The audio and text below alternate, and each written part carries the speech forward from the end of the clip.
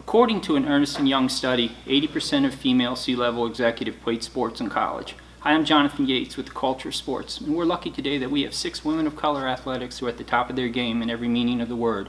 So we're going to talk to them about their personal story and their professional journey. Ladies, I'm going to ask you to please introduce yourself first, starting with alphabetically. So, Ms. John Dock, please.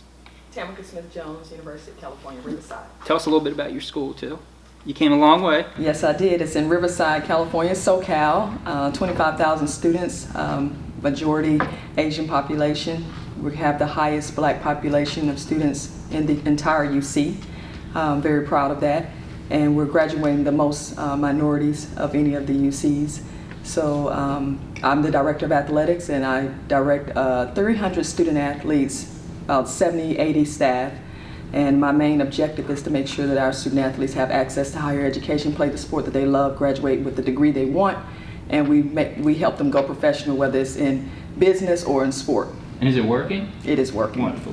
Dr. Thomas. I'm Patricia Thomas. I'm the Director of Athletics at the University of the District of Columbia.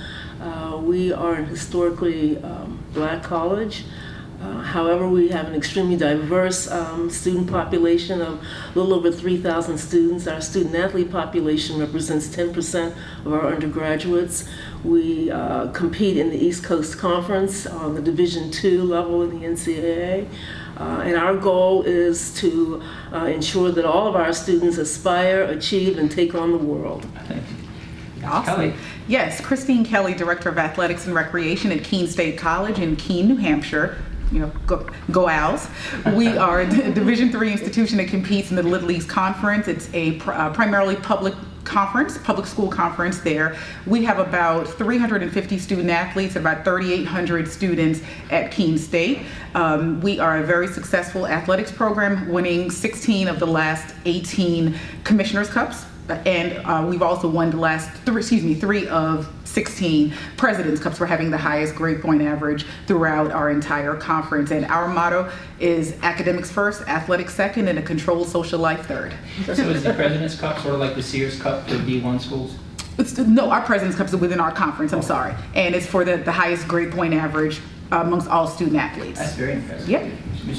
Hi, Sharita Freeman, Director of Athletics at Lafayette College. Lafayette is a member of the Patriot League. It's in Easton, Pennsylvania, Division I.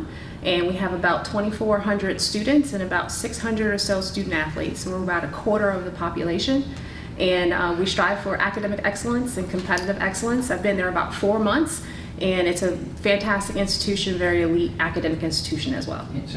Walker. Hi, Tanya Walker, formerly with Winston-Salem State University, serving as the Director of Athletics. I've been at the university, was at the university for about 18 years, served as Athletics Director for the past 4. Great university, HBCU, a member of the North Carolina system, the first in job placement of all North Carolina schools to include Chapel Hill, North Carolina State, etc. The first in salaries coming out of college amongst the North Carolina schools. We are a member of the CIAA, participating on the Division II level, and our motto is graduating champions, and that's not just on the playing fields, but also in the classroom. This is taking place too. Dr. Jude. Hi, China Jude from University of Wyoming. Go Pokes. Flagship institution in the state of Wyoming. I serve as the Senior Associate Athletic Director and the Senior Woman Administrator. I've been at that institution for about 5 months now. So I formerly served as an Assistant Vice President for Athletics at Queens College before that. And so it's a great institution. We have great majors, engineering. We have a law school. We're pretty strong in many of our sports. We are a group of 5 institution, and looking forward to learning and growing there, overseeing a lot of the facets of the department, including some football responsibilities in that. Well, Dr. Jude, we're going to start off with you for the first question for 2 reasons. Number 1 is a personal reason. You are my favorite. You know that. Thank you very much. Checks Number in the 2 mail. is a professional reason. She told me on numerous occasions that she is by far the youngest member of this panel. I am hoping that her youthful energy and spirit will inspire others. Yeah. Development is very important in college sports. if you're raising money at the University of Texas when oil's $100 a barrel, it's easy. Other places, not so much. Can you tell some stories where you had to go above and beyond to raise money for your school? Oh, definitely. At my former institution, out of a $6 million budget, I was responsible for raising $4.5 million. And so that was a variety of fundraising strategies. But one particular fundraising strategy was important, was to tap into the international student population. At Queens College at that time, it's 20,000 students representing New York City and just all over the world, talented student athletes and students attending that institution. We wanted to make sure that we reach out to students who do not have the opportunity, or former students who do not have the opportunity to return to the institution. So there was one particular alumni that I was cultivating. He was in Switzerland. He hasn't been back to the institution since 1966, which was a long time. So fortunately, as I was cultivating him, the Hall of Fame committee nominated him and accepted him to be inducted into the Hall of Fame, which he actually returned with his wife, first time on campus in 50 years, and he was just blown away. And we shared a lot of stories, and it really made a significant difference on the growth that the institution has formed into, and made a significant difference. So he did donate pretty much as soon as he returned back to Switzerland. The check was right in the mail, and we were really fortunate for that. And I've done naming rights for basketball courts, I've done naming rights for baseball fields. That was really my number one responsibility, is to make sure that our student athletes was getting a great experience and having relationships with our alumni. So walk down at Winston-Salem. Any stories in that regard too? I think, I tried to think of something that was a little different than the norm. And I'll take it back to an event that we started some 4 years ago, and it was around scholarship fundraising.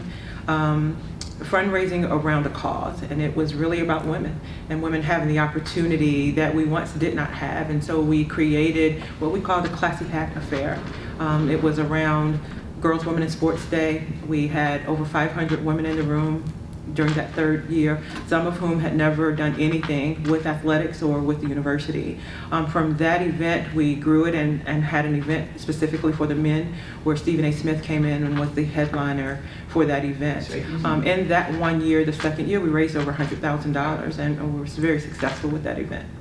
You haven't been in Lafayette that long, but any stories there or other places you care to share with us? Well, early in my tenure, I have hit the road. I think one of the primary responsibilities for an athletic director is to fundraise. And while my experience has been in student development and more the internal side of things, it's certainly important to go out and meet people. So I would say about a month into my tenure, we did an athletics caravan where I was with a few of our coaches, and we went to Washington, D.C. and Philadelphia, and were able to talk to the alumni in the area and really get them excited about the vision for our athletics program and talking about the needs that we have. And I think that our alumni have responded very well to that in terms of being able to support our programs going forward. And so whether it's thinking about student athlete experience, thinking about nutrition, sports psychology, all of those things are areas that we need support in, and our alumni have been very, very philanthropic when it comes to supporting our athletic programs all around. So do you see the caravan becoming an annual event? Absolutely. Dr. Kelly? So at Keene State, of course, we're a Division III institution, so a lot of what we do is very grassroots, and I'm very big on social media. So one of the things that I implemented once I got to Keene State was a crowdfunding campaign. We did a monthly giving challenge in the month of February. We had a donor who gave us, I think it was $2,000 or $3,000 for the team that would be able to raise the most money. So we took 1 month, which, like I said, was the month of February, and each team literally used crowdfunding to be able to raise money. And in the month of February last year, we did $36,000, and this past year we cut it down to just 2 weeks, and we still ended up doing $18,000.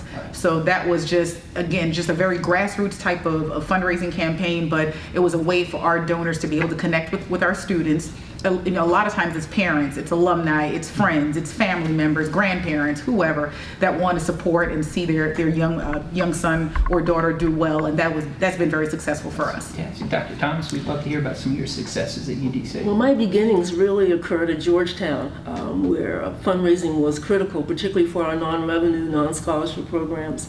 Asking for support in buying a shell or a sailboat, for example. And that's where I really learned to cultivate relationships and to not be afraid to make that ask. And so I took that approach to UDC and was fortunate when we hired Jeff Rulin to breathe new life into our men's basketball program. I was very fortunate to be approached by a philanthropist who was very, very generous and gave us a start. And then when we began our men's and women's lacrosse programs 5 years ago, that same individual whose son played lacrosse at Princeton donated some seed money to get those programs started. And so we're just continuing again to build relationships, bring the alumni back into the fold, look at sponsorship opportunities and other ways to raise revenue. Have you found it easier to raise money for specific projects like the cruise shell or the lacrosse team? Yeah, I think so. I think that it's very important that when you're making that ask, it's very specific, that individuals or corporations know what they're giving to and how that meets their interests as well. Ms. Jones, we'd love to hear about your successes out in California and other places. Yes, well, my successes started at Clark Atlanta, Division II historically black university, and from there was more about projects, facilities, engaging alumni. I was able to start some work with our football facility where we renovated the football stadium, and also first opportunity to install field turf. And so as a young AD at that time, novelist at this work, my president gave me just the marching orders to get it done, and so we were able to get it done with a lot of corporate sponsorship, Chick-fil-A back then, Coca-Cola, and so I had that experience at Division II, but now at University of California, Riverside, Division I is quite differently. The stakeholder engagement is very important, and building a team of fundraisers and development officers. So that's what I've engaged in since I've been there for 3 years. At the Division I level, the coaches, it was a program that transitioned from Division II to Division I over 18 years ago now. Mm-hmm. But the coaches and staff that I inherited had not been, it was not a culture of development or fundraising. And so I've been able to pull a team together through our institution advancement and also hiring directors of development for athletic specific, which we're very proud of, to coach our coaches in philanthropic giving and how to have the conversation, make the ask, how to, use their network that they already have to support their program. So that's been a great success. We're in a $300 million campaign right now for the university. Athletics has $3 million of that, so that responsibility is going directly toward what we call the Bears Den Project, which is a locker room community space for our 300 student athletes, Division I student athletes, because right now we don't have that space. Every one of our teams, 17 sports, each of them don't have their own locker or dedicated space, and so it's going to be a state of the art, separate us very much so in recruiting in the Big West League that we are part of. So we're excited about what we're doing with it. When you hire someone for development, what do you look for? Yes, someone that understands athletic business is one. And the other thing is someone that has the ability to, see past, what we have as our intentions to make sure that it's a win-win for the donor or whoever is we're engaging. So sometimes, if you don't get athletic development officers, they can't really connect what your goal is for your program. And so I just had an opportunity to hire a gentleman who is the son of a former athletic director, so he gets it.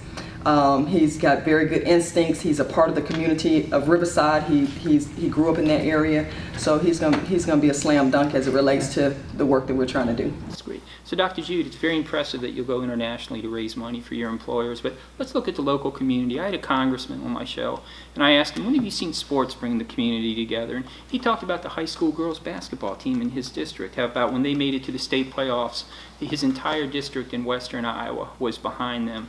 And then when I interviewed interviewed Bubba Cunningham, the athletic director at the University of North Carolina. He talked about how the men's volleyball team at Ball State University in Muncie, Indiana, would unite the community. Now, President Obama said, sports brings us together like nothing can. Business and politics do just not reach to the heart like sports does. When have you seen sports bring the community together, Dr. Jude? Wow, I tell you what, community is very important. You know, at Wyoming, our population is 30,000. So the community definitely rallies around the student athletes and the institution as a whole, whether it is creating walks to raise money for breast cancer research, whether it's a student or a student athlete who is taken ill for whatever reason and the community is rallying around a student athlete, whether it's a successful victory or a championship. That really does make a significant difference at University of Wyoming. One of the things that we definitely take pride of, especially in the Mountain West Conference, is that we do get our student athletes involved and engaged in community service and charitable giving, and that really does make a significant difference because our fans will come to our games and support us, but we have to support our community and in many of the efforts that are going on in the area. Down at Winston-Salem, it's sort of the opposite setting than out west in Wyoming. So how did you see sports bring the community together in a major urban area? It's different, but it's very similar to what Dr. Jude has referenced. I'm a big proponent of community engagement. And so we've set targets and goals around community involvement of our student athletes and our staff. And each year we hit at least 3,000 hours of community service for our student athletes to be in the community, whether we're building habitat houses or feeding the homeless, et cetera, and so forth. Our student athletes are giving out schedule cards and selling their programs within the community, and then that's reciprocated. We end up with fans and increasing attendance figures by those same persons coming back to the games to support us. You know, the one thing that I remember probably more than anything else was the year that we won the semifinal round of the National Football Playoffs, and we won that on our campus. And to see the community really rally around the opportunity for an HBCU for the first time to qualify for a national championship, and that was huge. And so we say we paint our city red. Everywhere we go, we probably have the largest fan base of anyone in our conference. And whether we're in California on the West Coast, whether we're on the East Coast or right down the street, our fans and our community tend to follow us. You know, it's interesting you mentioned how a championship brings a city together. I never knew there were so many Capital fans in this area until the recent Stanley Cup. That's for sure. Ms. Freeman, how about in your career? When have you seen sports bring the community together? It could be as a player, coach, administrator. Absolutely. You know, I think about, you know, those moments where you had those victories and the community is excited and people are, you know, talking about it days after. You know, wasn't that a great win, and really connecting with the student athletes in that way. But I really get energized by when our student athletes are engaged with the community, when they're working with the young people, when they're going into schools and reading to the young children and really getting those students excited about their education. So I've worked with a group that has a program called College Champions, where it was more of a video connection with the student athletes, where they were talking about different topics: perseverance, leadership, how to you know, be a good friend, and delivering those messages via video to young people in classrooms throughout the Philadelphia area. And then being able to have those students later visit those schools at the end of the year and meet that figure that they've only known through video.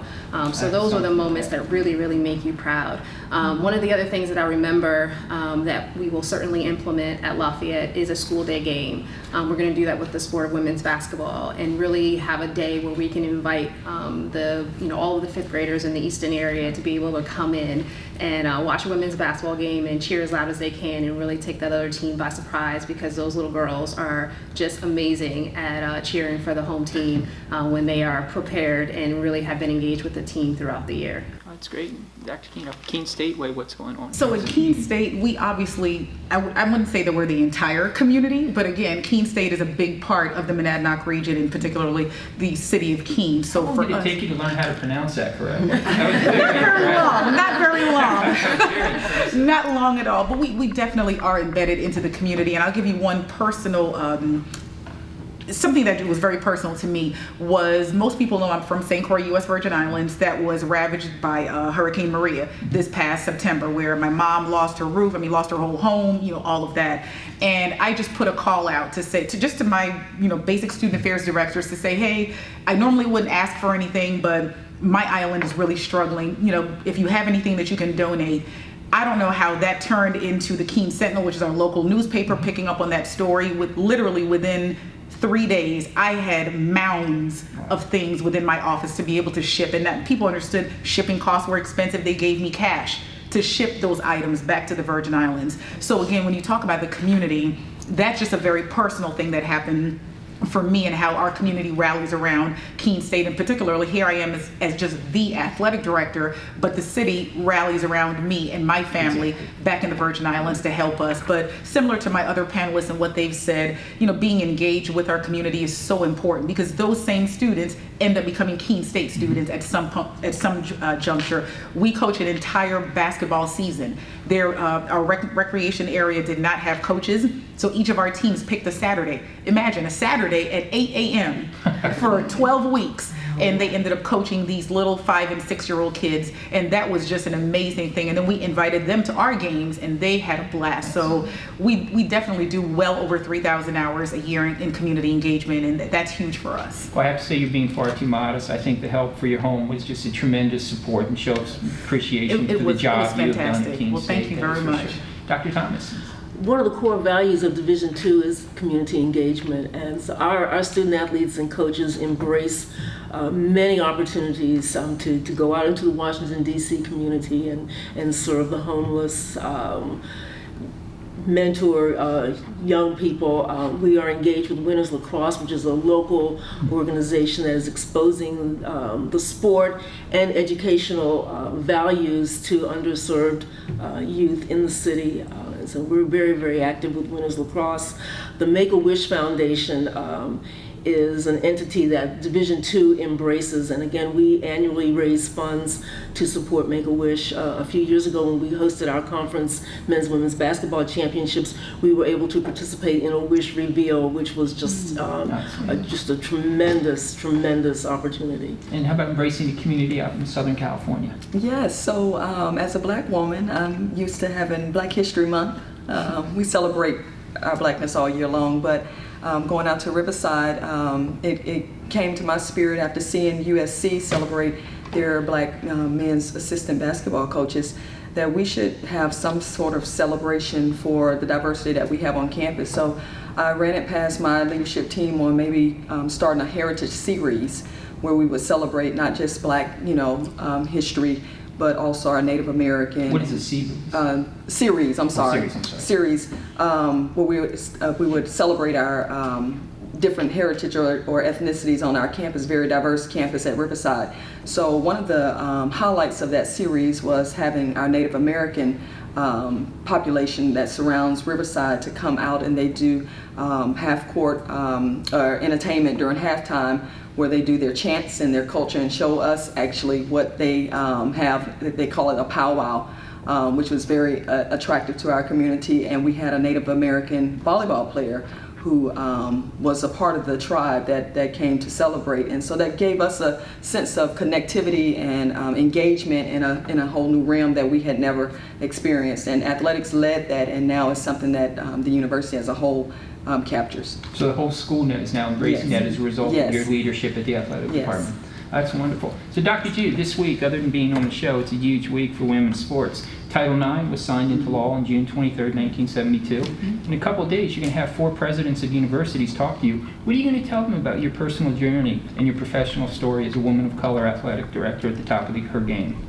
Wow, that's a great question. I think I'll probably be asking them a lot more questions in regards to their perception. These women here on this panel are dynamic. I mean, each one of them have a unique story to tell, and for the most part, and speaking to the presidents this week, we're going to make sure that they clearly see us at times that we are considered to be invisible when it comes to this industry.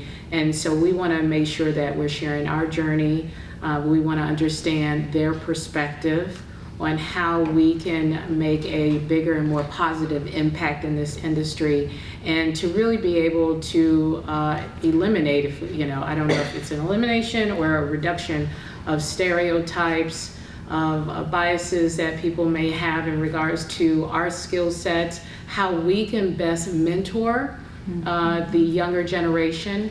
I'm really fortunate to collaborate with many of the women here, as well as others, on creating the Women of Color Athletic Director Network, where we're getting together on an annual basis to talk about how we can be better mentors, administrators, policy influencers, to really be able to impact higher education in its Have totality. you noticed more and more students coming to you and saying, how do I become like you? How do I become an athletic director? How do I become a senior associate athletic director? I'm sure that we've all been approached in many regards, but one of the things that is most refreshing, in my personal opinion, I get a lot of men.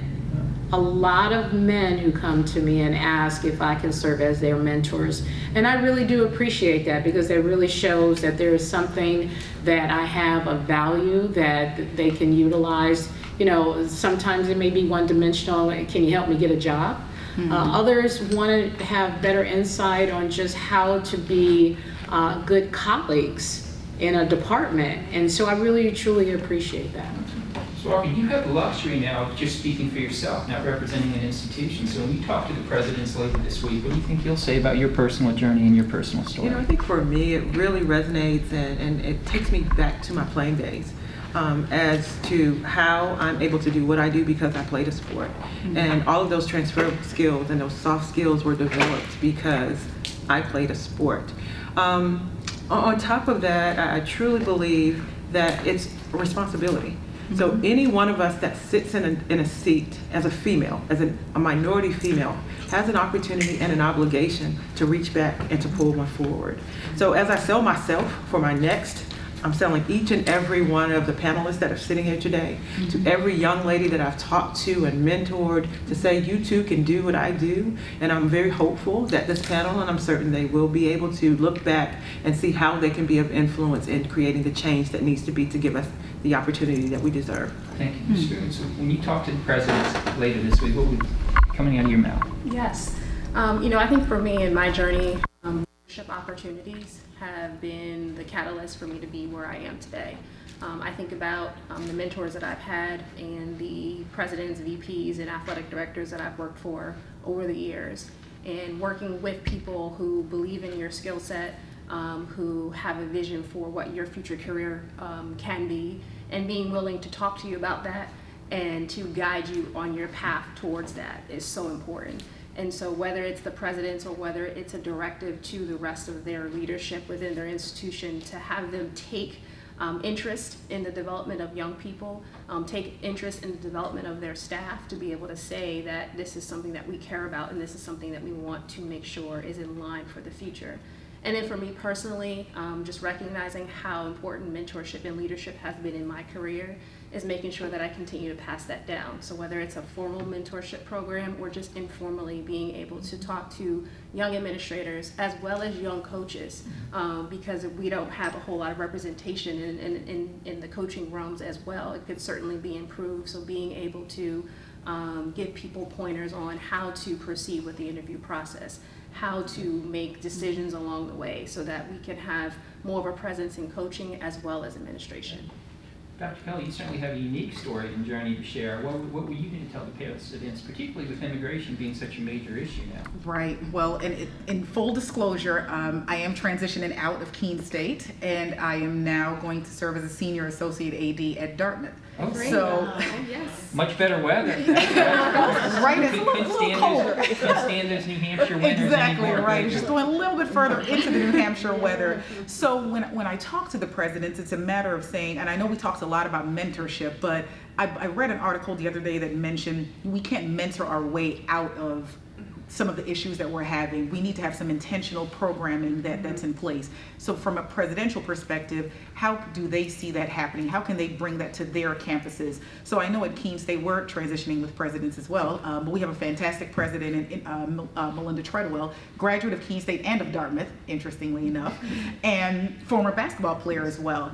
And she believes in really putting people at the table and understanding that there's room at the table for more.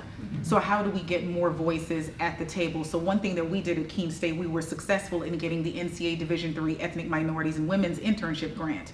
And we have to go through a full search process, and I could have passed it on to someone else, but it was important to me to be involved and to chair that search to ensure that I'm helping someone. And if there are people within that pool that didn't make it as far as to really be in that seat, how can I position them to get another position somewhere else? And we have a couple others within our conference that have also received the grant. So it's intentional for me, and I hope it's intentional for our presidents as well. And how do we make that work more than just mentorship, but actually putting it into action? So that's important for me. Dr. Thomas, having been at Georgetown at UDC, you certainly have the urban perspective to share as your journey and your story. You know, like Tanya, I think I go back to my playing days, and my journey has been a long, long road. I competed prior to Title IX, and so what is important to me are certainly the many individuals who have impacted my career, my life, revolving around athletics, and certainly my family and the support. And I'm just in awe of the women in this panel, and am very grateful to Dr. Jude in particular for really pulling us together and for her efforts. And I think what is really important for the presidents to understand is that we need to continue to have the conversation. The visibility is critical. I appreciate this opportunity in talking to you today as well. We just need to continue to put our faces out there. And again, just to continue to engage and communicate on the conference level, as well as on the institutional level. So what will you be sharing later this week? I mean, this is a long list of some good stuff. I was A lot of boxes they kept hitting everyone that I would have shared. Yes. Well, I mean, as Tanya said, it's a responsibility, and then Christine saying, you know, being intentional. Intentional was one that I wanted to really, you know, hit home with the presidents. But I'll also say, I think it's important for presidents to, you know, understand the responsibility that they're asking for anybody that they're going to hire to be in that seat. I pride myself in understanding who I am as a senior leader, and pretty much handpicked by our chancellor, who set out a profile. He wanted someone that had a high business acumen that would connect to the community, but also to our campus, diverse, as a very, very diverse campus. So he was very intentional about it, and he had a lot, he, you know, held himself accountable for it. But the presidents, I think, need to really understand that we are people and not just positions. And so putting us in the seat and giving us the opportunity to really make them great, make their programs great, I think is really something that I'd like to, you know, just delve in a little bit more, because I see a lot of us that get in the seat. Sometimes we feel puppeted around, sometimes we don't feel as empowered to do our job. I'm fortunate not to be in that scenario, and with good leadership. But I think that's one of those things that as presidents and chancellors or hiring managers, that we have to be very conscious of allowing people to, you know, exude the skills and the giftings that they have, because that's what that diversity is what makes programs a lot better than the box that sometimes we get put in. Well, what are your leadership skills that you allow those underneath of you to exude, as you say? Say it again. What are your leadership skills that allow those underneath you to exude, as you say? Yes, I would say that, you know, just empowering others, being able to, you know, because I've had the opportunity to have men and women both see things in me that I didn't necessarily see in myself. So I try to look for that every day in everyone that is connected to me, to just, you know, be able to empower them. The accountability is huge. So, you know, being able to show the work that you're expecting. Coming from Division II, now the Division I seat, I still do many of the things that I did at Division II level. You know, just because I have the gifting and skills to do it. So I hadn't arrived and can't, you know, get my hands, you know, dirty on some things. So being an illustration of hope, leading by example, you know, very strong work ethics and communication skills, all of those things are, sometimes our student athletes, don't feel like they have a voice. So you're in this season of, all the things that are going on around sports, I think it's very important skill for me to have, and a sense of empathy and understanding what's happened with the Colin Kaepernick, scenarios, and understanding my population that I supervise and how those student athletes may be impacted by some of the things that are happening. So it's a lot of uncovering, but. Sure. Well, I'm glad you mentioned accountability and responsibility. About 5 miles from where we're sitting, legendary girls lacrosse team had a delightful little thing they do at the end of each season where they would go trash the coach's yard, throw toilet paper in the trees, all those wonderful things. But this year they decided to take it up to the next level, and they did it in the whole neighborhood. So they got yanked out of the playoffs, the coaches got fired. So let's look at compliance and consequences. Dr. Jude, how do you make this point to the individual athletes that, yes, I am a lovely lady, that is a designer handbag, but I am also the hammer, not your mother? Wow. Exactly. Wow. That. Yeah, there's a part of me that want to pass that question on to the other panelists. Everything is about accountability. For everything we do, that there's a consequence to that, and we have to do a much better job in making sure that we're guiding and nurturing all of our students, regardless. It's that whole "it takes a village." Yes. Well, we all need to be a part of this, and I truly believe that's one of the things that we are missing a lot, and making sure that there's students and student athletes in particular are being held accountable. They know that there's someone that's caring for them, making sure that they need to, I guess I'm a loss for words because I'm still thrown off. I'm seeing an entire neighborhood being shredded. So I'm gonna. Well, it was in USA Today, the Washington Post, and front page of all the things. This was not a minor incident. Hey, listen, we were all young once, and we've all had our moments. But I think that's a good point that I would share is that all of us talk to our student athletes every day, many times on disciplinary things or even if it's just life decision advice. But putting ourselves back into that posture, I remember very clearly, 20 years ago now, being a student athlete, being just like them, and I always remind my student athletes when they come talk to me, I've been you, young and dumb, and this is my advice for you. They still have a choice to take it or leave it, but I think it really does, get the anxiety out of the conversation when you put yourself in those shoes and remind them that I've made that same mistake. Look at me now, and so it gives them again that hope line, and a lot of times. And it goes back to being a person in our position. A lot of times, the student athletes don't feel they can, you're approachable and they can talk to you about things because you're not visible, you're not accessible.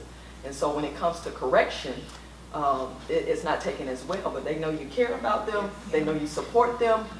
In an old coaching language, they'll run through walls for you. Even in the ADC, I've got student athletes right now that. Support the program in such a significant way, and they're gaining skills for their professional careers, but they're also giving back to the program right now in ways that it'll blow your mind. That's because of the relationships that you build. Let's explore that a little more with the personal choices that student athletes. I was at a Night Commission event in D.C., and NCAA President Mark Emmert talked about a study they did that said that 74% of D1 basketball players thought they were going to make it to the NBA. 50% of D2 basketball players thought they were going to make it to the show. And my personal favorite, 24% of D3 players thought they were going to make it to the NBA, even though there are no D3 players in the AAVA at that time. When do you sort of say to them, hey, this is sort of like Tom Hanks in Apollo 13, the world's getting bigger out of the window. When do you see that light bulb go off and you sort of say to them, it's time to get serious? Yeah, I'll tell you this, and NCAA had the best commercial running that you're going to go pro in something other than sports. And so at a high research institution like University of California, Riverside, we're very clear. Academics is a priority, and so we have real high standards for even our team and coaches of maintaining above 3.0 GPAs. And so it's not as gray where I am now. But our student athletes, I just had the luxury of hiring a new men's basketball coach. And one of the things that identified my current coach as the one is the fact that he understood that we were recruiting scholars first, and that they just so happen to have great athletic ability. But I needed him to do two things. I needed him to recruit the best scholar athlete, and then I needed him to make sure that he was able to develop them into the best people and professionals. So wherever basketball lies in that area, but when you hire coaches. In particular, I hired this coach because I had a lot of male student athletes that wanted to play professional ball. It was very clear to me that they wanted to play professional ball, and I didn't have a person in front of them that could make that connection, and I needed to make that connection. So just so happens the person that I hired, David Patrick, he's the godfather of Ben Simmons. Ben's been on our campus. He's connected with our student athletes, and our young men now think that there's a real future in them being great scholars. They know they got to earn that degree, but if they do want to go pro, whether it's international or domestic, there is some light there. There is some light there. But as the athletic director, I'm still, pushing them toward professional businessmen. So Dr. Thomas, having worked at schools with two legendary basketball programs at UDC and Georgetown, when did you sort of help them with the light going off? From the very beginning. And again, communication is key. And so when I communicate with student athletes at the very beginning of the year, I make sure that they know that my door is open, and our coaching staff, they are viewed as educators. So our expectations are very, very clear. I remind our student athletes that they are representing themselves, they're representing their families, they are representing the athletic department, they are representing the University of the District of Columbia in everything that they do, everywhere they go, 24 hours a day. We talk very, very clearly about social media and being very, very careful about what they post, and again, and it's just continued dialogue, Dr. Kelly. So at Keene State, we actually just had our 5th session of our student athlete orientation that it's tied into the greater campus orientation. And when I do my welcome to those athletes and parents, the first thing I talk about is you're here to graduate. And of course, we're a Division III institution, no athletic scholarships.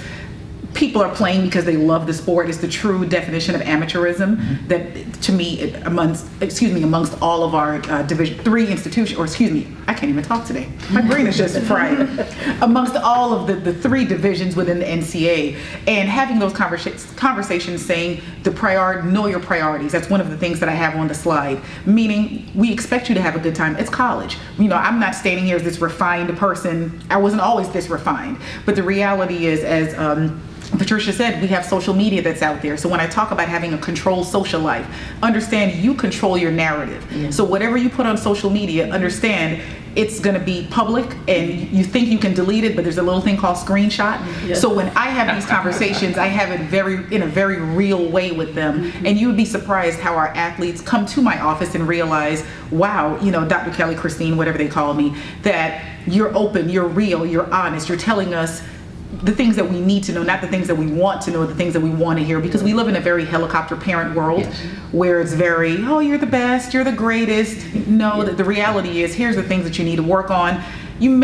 Some of you may have expectations and ambitions to go a little bit further in the professional world, but I want you to have a degree first, and then do whatever it is that you want to do. But at least you have that degree in hand, and you can take that to wherever it is that you want to go after that. So that's kind of been my mantra with them. And do they embrace that candor? Oh my gosh, they love it. And believe it or not, if you went to my social media right now, I've had at least 10 to 15 athletes who have tweeted at me that they're so sad that I'm leaving, and how important I was to them. And as an athletic director, we're in a thankless profession. Yeah. And a lot of times you don't think you're making a difference, but to see that type of response from those athletes really warmed my heart, and it said, okay, I know I'm doing something right. So yeah. So how about you? So, at a place like Lafayette, the expectation in terms of achieving your degree and setting goals and achieving them for yourself is discussed long before the students ever arrive on campus, so definitely in the recruiting process. I believe our student athlete incoming SAT is about an average of about 1350 plus. And so the students that we are attracting to an institution like Lafayette are students that we know are going to be professionals in something other than their sport. If they're lucky enough to be able to continue and participate in their sport, that is excellent. But they are going to be engineers, they're going to be doctors, they are going to be computer specialists. Like, those are the things that they are coming in first. So being a scholar first, knowing how important that is, and then knowing that your athletics commitment is a close second, because we do want to have student athletes that are committed on the field as well. To the social piece, I think student athletes understand consequences, but I think they understand when you care more. And so setting rules are just rules. But if they know that somehow you are connected to them and that they would disappoint you if they do something that is not exactly the most positive thing, I think that means a lot more. So being able to connect with them, and I think everybody talked about relationships, it's so important to be able to have those relationships with student athletes so they understand where you're coming from. And it gives you, I think, a better opportunity to be able to have that honest conversation with them, to be able to keep it real and say, this is what this is really about. When I interviewed Heather Lyke from my show, the athletic director at Pitt, she said her favorite part of the job was taking someone's child and helping nurture them and grow for 4 years. What's your favorite part of the job? I would say that's certainly a very enjoyable piece. I think graduation day, sometimes I have tears in my eyes, like, so happy that they're moving on and, excited for their futures. But I think when you meet them in the recruiting process, being able to mold them and work with them over the course of 4 years and then seeing them graduate is always a wonderful thing for me. But I also enjoy being a part of the victories, being a part of the celebrations, and really hearing those student athletes say that your mentorship or those conversations that we had in your office about not getting enough playing time and all of those things have been important to them. So I enjoy the ride basically from beginning to end, and knowing that I will also have those relationships with them forever, where they come back to campus as alumni, or for any previous institutions that I worked at, where those students still say, you know what, remember when this happened, or this is what I'm doing now, or I have a family and I have children. Like, those are relationships that are strong enough to last a lifetime. So Ms. Walker, you had a lot of great athletes at Winston-Salem. How did you help them see the light that said, you need to think about another profession other than being a professional athlete? Just listening to all the comments, this is why we do what we do. It really comes from the heart. It's a genuine interest in every student athlete. And as it was just said, my championship, although we tout graduating champions, and I spoke that academically as well as on the field, we tout an 80% graduation rate right now amongst all of our graduates. But my championship, despite the number that we won on the field and in the courts, is graduation day. And to see how my team and I were able to help transform a young novice, a young athlete who thought he or she knew everything, who thought they were going to the league, who thought that their only was basketball or football, and to be able to start that conversation in the recruitment period with mama and daddy to say, we're going to support you. Your goal is to graduate. We're going to help support you and assist you with winning a championship, but the number one goal is to graduate, to assist you with graduating. And all the support is here on campus for you. And so that in itself really gets to the crux of, as women, as people, that's why we do what we do. And that's why we love the job that we do each and every day. And that's what motivates us to get up every day, to be there the first one in the morning, opening the doors, and oftentimes locking the doors, and the last one to leave, because it's a love for these kids. Dr. Judy, for the last question, we're going to follow up on what Ms. Walker and Dr. Kelly said. Dr. Kelly said she didn't think athletic directors were appreciated enough. Ms. Walker said that's why we get up, we do. Now, Mekhi Kaiser, who won the William V. Campbell Trophy, which is known as the academic Heisman, linebacker from UVA, went to high school short distance from here. He said his career goal was he wanted to be an athletic director. Did you ever think you'd see the William V. Campbell Trophy winner want to be an athletic director? Wow, actually, I was very impressed when I read about him, and forensic science was his major, and Baltimore native. I'm very proud of him. No, I never would have thought. Actually, I know that there are student athletes who are really interested in what we do. They're not really sure what we do. They see us in the photos and holding trophies and, you know, at the student athlete meetings. It's really interesting and it's very rewarding. I have a number, and I'm sure just like many of the women on the panelists, so we have a number of student athletes who are probably coaches, or former student athletes, probably coaches, or those who are going into administration. I wanted to chime on the conversation in regards to student athletes going pro. You know, at University of Wyoming, we're FBS. We did have the 7th pick in the NFL, Josh Allen, and we had a young man in basketball who entered the draft, but he returned. We have a long jumper that wants to go to the Olympics. We have a wrestler that wants to be on the national team. So on that FBS level, many of those student athletes do want to pursue the professional ranks. But at the University of Wyoming, we do talk about academics. We are strong in our APRs and our graduation rates. We evaluate our coaches in those areas. And so everyone understands what the end goal is to make sure that they get a great student athlete experience and get strong in academics. But also I'm very happy to say that Josh Allen still graduated, even when he was drafted. Yes. Well, I want to thank all of you here for coming today. It's been wonderful. Thank you. Thank you again. Thank you. This is Jonathan Yates with Culture of Sports. Thank you for joining us.